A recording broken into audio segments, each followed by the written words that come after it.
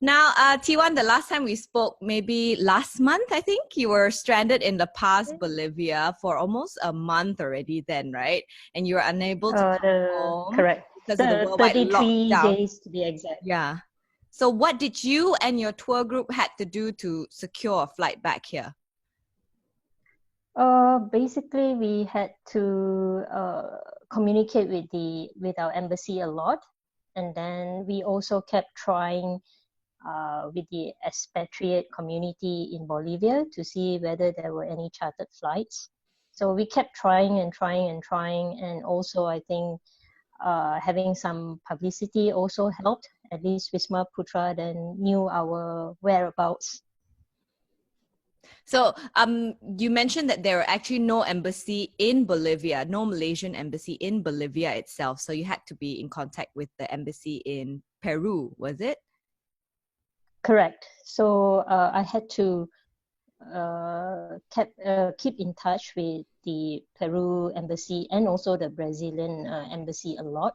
So we were chatting, I think, towards second week of April, almost on a daily basis to see what are the possibilities. And it was not easy because the flight kept getting postponed from 12 to 14 to 16 to 18. And then at one stage we were thinking maybe it won't happen. So we were a bit up and down, you know. One moment we were really excited and the other moment it's, it's not going to happen. Did it tell you why it was constantly delayed? No flight, no plane. Not so much there were no planes, but getting the approval from governments were extremely difficult because there were 3 countries involved. So first is Bolivia, then Peru, and then Brazil.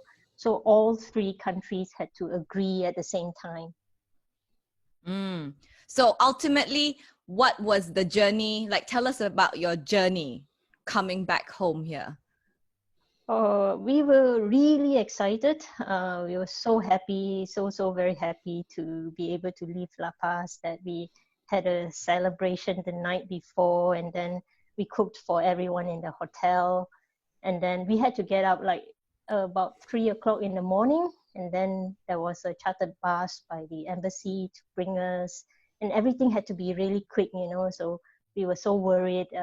We had to have permission on a letter to allow the passage through to the airport. So everything we were escorted all the way. And it was quite scary also because the airport there were no one else, only us. I think there were about 40 of us, including people from other countries. And then the flight, when it arrived in Lima, it picked up the rest of the passengers. There were also Malaysians there.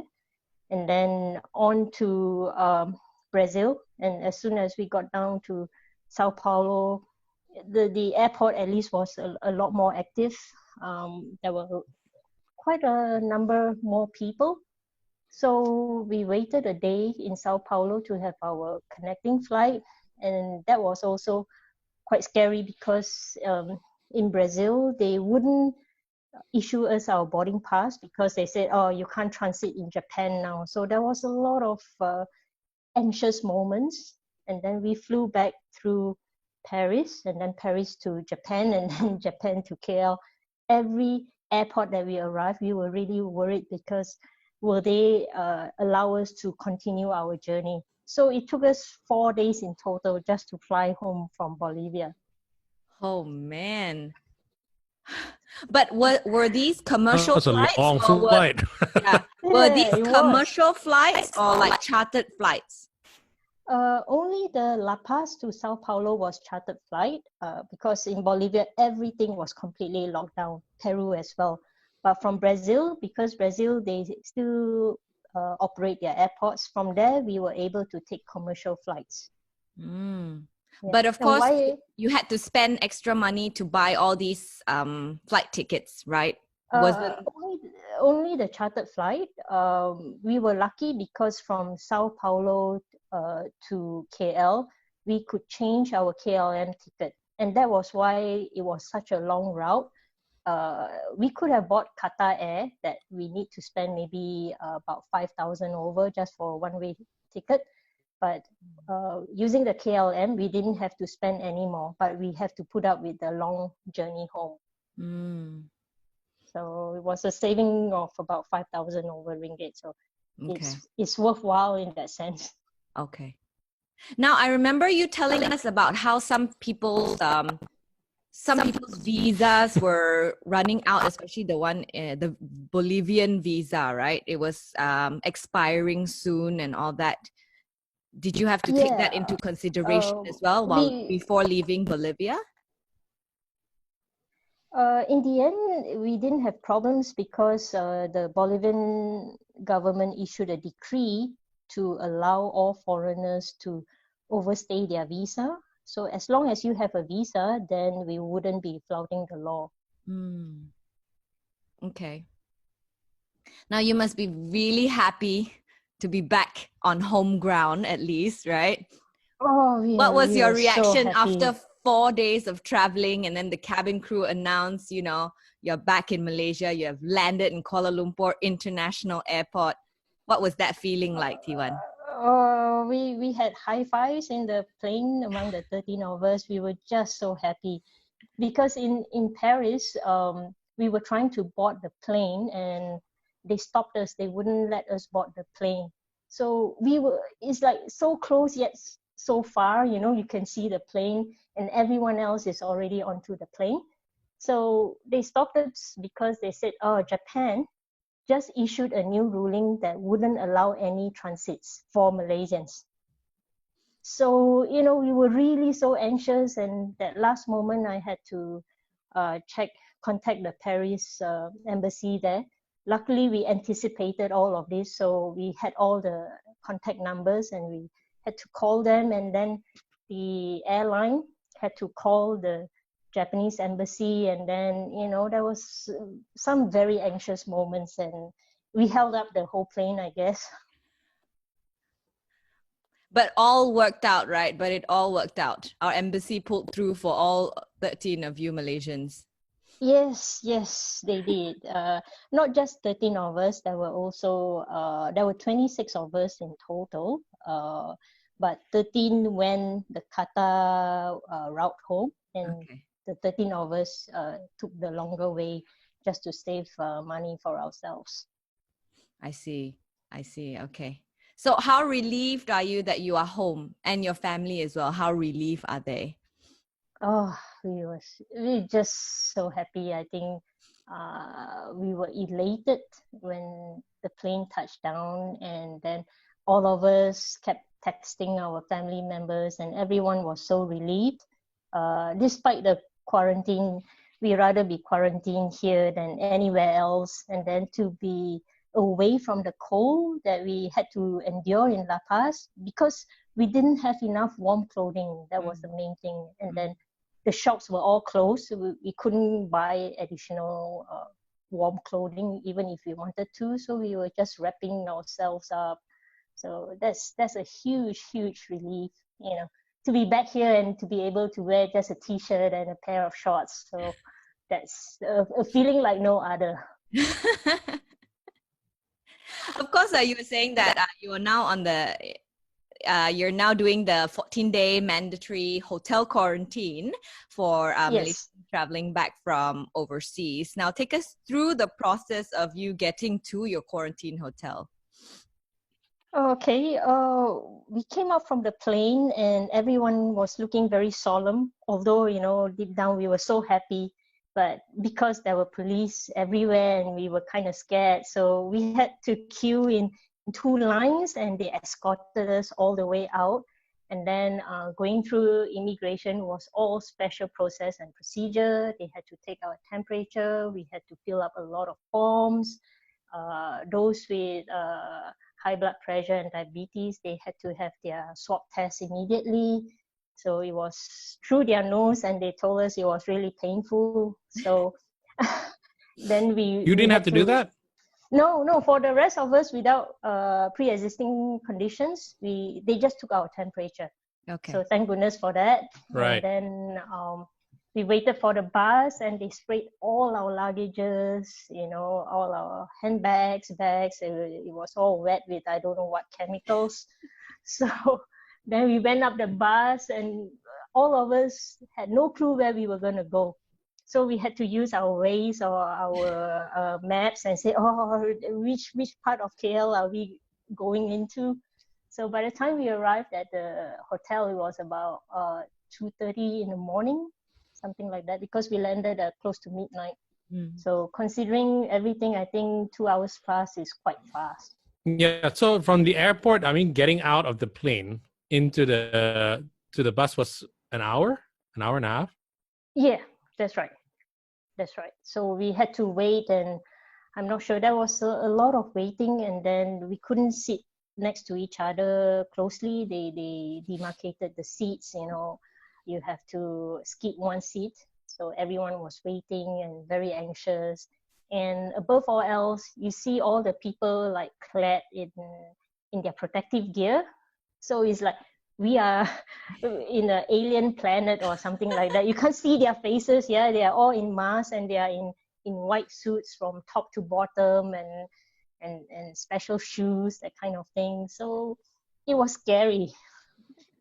But does it feel like you're home though? Like, is it familiar? No. I mean, not yet. It's a bit alien at that point, yeah, right?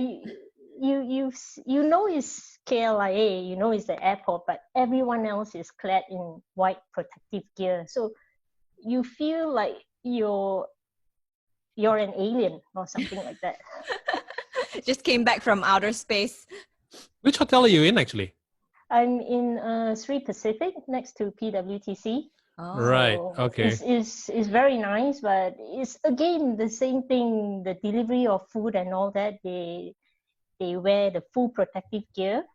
And if the other day one of us accidentally opened the door when they were delivering, and they were so scared of us, you know, it's like, oh, we have the virus and all that, and they will shout, oh, close the door, you know, you can't open the door while we are here. So, you know, it's but different. your whole group, the 13 of you who went Paris, Japan, that route, you're all feeling okay, not feeling sick, healthy. Yep, so far so good. I think the good thing about coming home late as opposed to the earlier batch is that when every airport we arrive to, it's almost empty. Deserted. It's very, very, very quiet. It's deserted. You know, can you imagine the Paris airport? All the branded shops, they were all closed.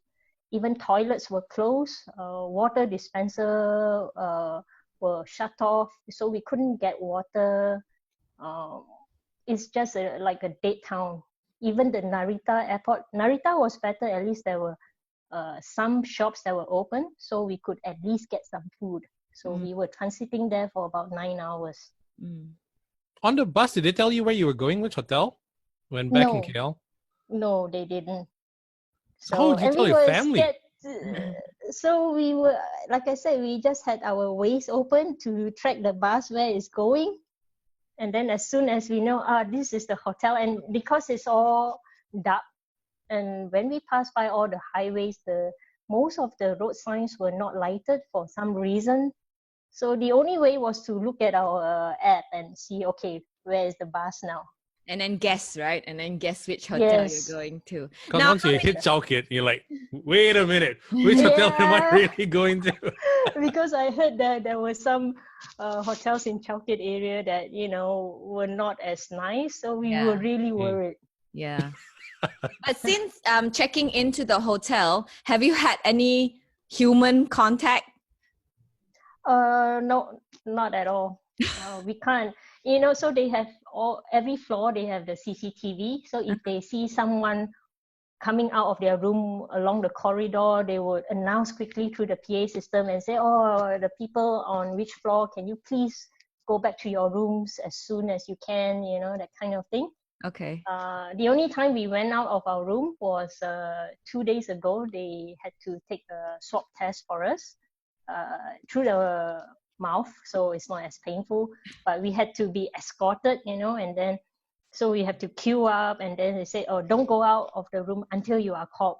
So we had to wait, you know, and then again, when we go out, everyone else is in full protective gear. So you feel again you're like in an alien country kind of thing. Although they So are all very everybody, nice. so everybody under quarantine has been swabbed, like has been tested for COVID-19. Yes, but we don't know the results yet Yeah. because it will take about 3 working days or so. So they told us that we've got to do it twice during our stay. Once when we get in and once before we leave. Mm. Okay. So when can you leave? Actually, when can you return home? How many days have you been in quarantine? Are you Well, counting down? yes, this is day 6. If you can see, I record, our daily temperature as well. Yeah. So today is day 6 and 8 more days to go. So by 6 May, we should be home, hopefully. What is the first thing you want to do, T1, when you return home? I don't know, try to get some real nice local food and just be happy and kiss the floor of my apartment room, for example. It's just so good to be home. Okay. And are you going to be planning to go back to Bolivia for another No, visit again soon? no, because I think the Bolivian people are very nice, but the government is really difficult. I think of all the 3 countries that we had to get approval from, Bolivia was the last, and they are very strict. I think maybe they have just come out from some authoritative kind of ruling last year. So even when we called them, we got a scolding, and said, "Oh no, you shouldn't contact us. Let your embassy deal with us, etc." Okay. We were trying to find out at that point in time whether our visa was okay, things like that. So different is like a bit of a communist kind of feel with the government. Mm. Now, in hindsight, T1, do you think you would have gone for this trip if you knew how difficult it would be for you to come back? In hindsight? No. I was thinking a lot about it, and I told myself if I had known that we would have been stuck, and I would have forgone the trip really, even though the full amount has been paid. So it was very there was a lot of anxiety every day. We were waiting, and then with the winter coming along, then every day we'll look out the window and say, "Oh, is it a sunny day or is it a cloudy or cold day?" That kind of thing. So in How do you total, feel right? now? How do you feel how now long- mentally? Yeah. No, so JD, sorry. What do you want to ask? It's all right. No, don't worry. Yeah. How do you feel now mentally? What's your mental state at this moment? Are you more relaxed now that you're on home ground? Yes, a lot more relaxed. But being isolated, how is that feeling? I think being isolated is quite okay because we were already used to it. 33 days in so-called isolation in the hotel. Is the only difference is we could mix around. Yeah. So it's okay. I'm still continuing on with my Spanish since I'm already halfway. So I thought, Oh, okay, that's I might as nice. well, So there's a lot of catch up with family and friends as well, with emails, and looking at insurance clauses very deeply to see what I can try to claim or not. Yeah. That kind of thing. Yeah. Okay. So, I mean, what is your entire takeaway from this whole experience? What have you learned from this experience, you think? We have to be very, very positive, and always look on the bright side, even though you know that maybe you have to be stuck there or stranded there for a much longer time. We still have friends in the hotel, one more Spanish guy who's still stuck there. And he always say, just keep positive and maintain a simple life, I guess.